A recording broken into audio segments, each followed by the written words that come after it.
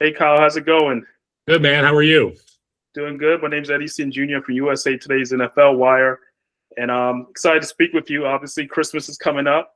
Netflix and Christmas working together once again for a exciting doubleheader: Dallas Cowboys versus the Washington Commanders, followed by Detroit Lions and Minnesota Vikings. So, just want to jump right into it. Your role is you're a remote commentator. Can you discuss that part?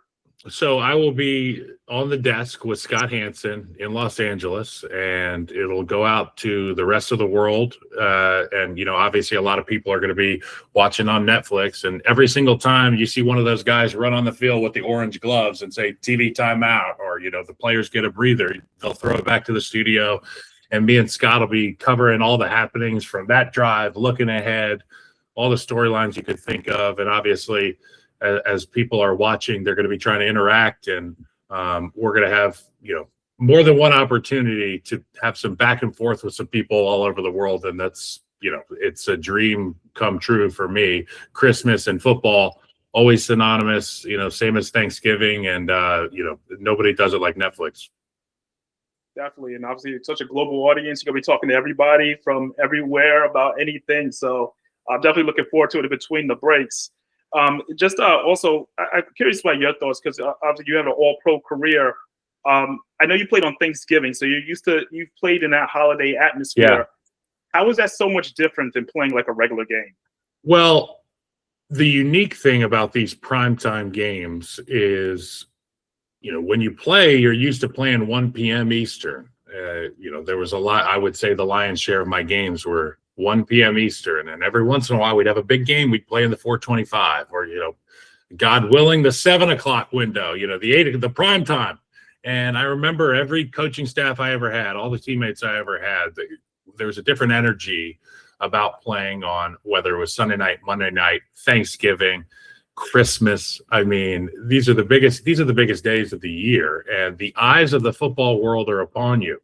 So not only are there football fans watching, every single one of your peers, your competitors, people you respect, maybe people you owe, a little, elbow to, they're going to be watching to see how you're doing. So that's the great thing about playing in these mega games. Definitely. And obviously this is a mega doubleheader. But, obviously the situation with Dallas and Washington, both are kind of playing out the string right now. You have in the Minnesota-Detroit game, Detroit has everything to play for. Yes. I kind of want to just start with Detroit's mindset, because like I said, they're the team fighting for a playoff spot. You go into a game like this is a team, Minnesota, trying to play spoiler. How would you go into it, obviously, as a player thinking going into this game? From which side? I mean, you got to keep in mind this Lions team, they went from winless to the bullies to now, middle of the pack. And it's almost poetic, because I feel like a Dan Campbell team is not supposed to be at the top of the heap. They're supposed to be scratching and clawing their way in. So I feel like this goes along with what the MO is in Detroit. We've got to earn it. We've got to scratch and claw. And for the Minnesota Vikings, I mean, I don't know if you're on social media, Ed, but there's been a lot of memes about the Minnesota Vikings, particularly their young quarterback. And what I've seen is the defense rally around this guy, and the protectors on the offensive side rally around this guy. You take a look around the NFC North, the Bears and the Packers are the two teams that are most likely going to be going to the playoffs here. These two teams are fighting for respect, and they know that next year starts now. Getting respect next year starts right now, especially for a guy like J.J. McCarthy. We know how good their coach is. We know about their defense, but the one big question mark is that quarterback. So we're going to find out more about that on Christmas. Definitely. And you just mentioned, obviously, that NFC North is really currently leading your Bears, your former Bears team. They're currently leading the NFC North. They got that battle with the Packers coming up. What are your thoughts on just this season, just the quick turnaround it seemed like with Ben Johnson taking over as head coach? I am not a fan of using the word destiny as it pertains to sports, but this feels like a team of destiny. And it feels like a team that was kind of drugged through the mud a little bit last year. And the way that it ended with Eberflus right after drafting the number one pick, the performance or lack thereof, however you want to look at it. And, I'm in the supportive of Caleb Camp. All the eyes of the football world were on the Chicago Bears this year. you took the hottest coordinator in football, you made him a head coach, a guy who's never led the meetings, by the way, which is, Ed, it's a big distinction between being a coordinator and being a head coach. So there was a lot to prove for Caleb Williams. There was a lot to prove for Ryan Poles, the general manager. There was a ton to prove for Caleb Williams, this whole group. And they've done it all year. And the way that they've done it reminds me a lot of last year's Commanders football team, where 10 wins, all within one possession. You know, there was no one possession game that the Commanders lost. And it kind of feels like the flavor of the year for the Bears. But I think the Bears are a better team than the Commanders were last year. And if you remember, the Commanders went to the NFC Championship, dude. Anything could happen. John Fox used to tell me, you just get your butt to the dance and you dance your little butt off. And the dance is the playoffs. If you can get in it, you can win it. I definitely hear that. And obviously, like I was saying, they were on pace to win the NFC North for the first time since you were playing with them back in 2018. Yeah. What do you think this season, or just because we know the Bears in Chicago and how passionate the fan base is, do you think the fan base deserves this moment in terms of everything they've gone through over the last 20, 30 years or so? Yeah, absolutely. And I feel like every fan base deserves to understand and feel what meaningful football looks like. And, you know, for a guy who's watched teams and been on teams that people watch and say, why can't our offense do what everybody else does? We changed the channel to that team and that team and that team, and they're scoring points and there's no pre-snap penalties. Well, you're looking at it right now, Bears. So instead of having this conversation, I would just say, make sure you are appreciating it, because we've got really good football in front of us right now. And, you know, time waits for nobody. And, you know, this will be gone before you know it.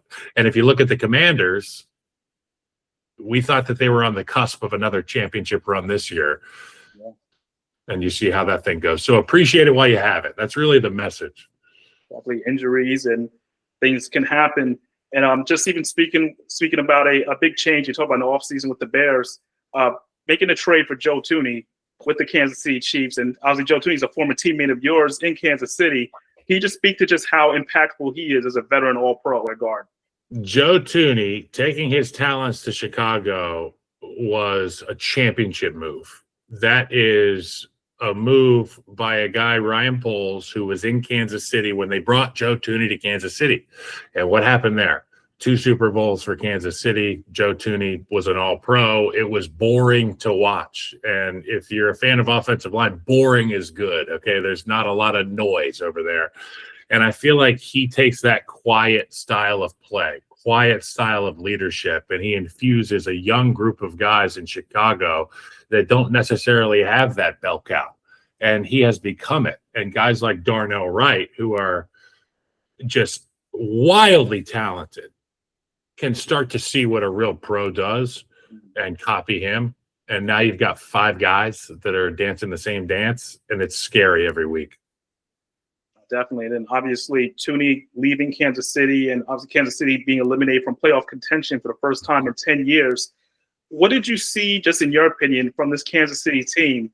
And, you know, obviously the Mahomes injury, all that adds into it. What did you see from this team that had the struggles that they couldn't come back from? Well, first and foremost, I saw a group that was lacking the aforementioned Joe Thuney. And Trey Smith, the other Pro Bowl level guy at right guard, was in and out of the lineup. And I look at the defense, which is really the unsung hero in this dynasty that is the Kansas City Chiefs, their ability historically to get teams off the field on third down. You know, when the defenders, they hold up their fists and they're like, we did it. We did it. We didn't see a lot of fists in the air this year for the Kansas City Chiefs. Not only that, their sack numbers were down, their ability to get after the opposing quarterbacks. And that's really been a trademark, you know, Sack Nation. That's Chris Jones' nickname. Like, that's the fan club for Chris Jones is called Sack Nation. Well, they've been out to lunch all year. And it's not just Chris Jones. He's getting triple teamed, double teamed. That guy's an incredible player. They don't have enough juice on the defensive side of the ball to stay in games the way they have last year. When somebody went out offensively, the defense would make a big play.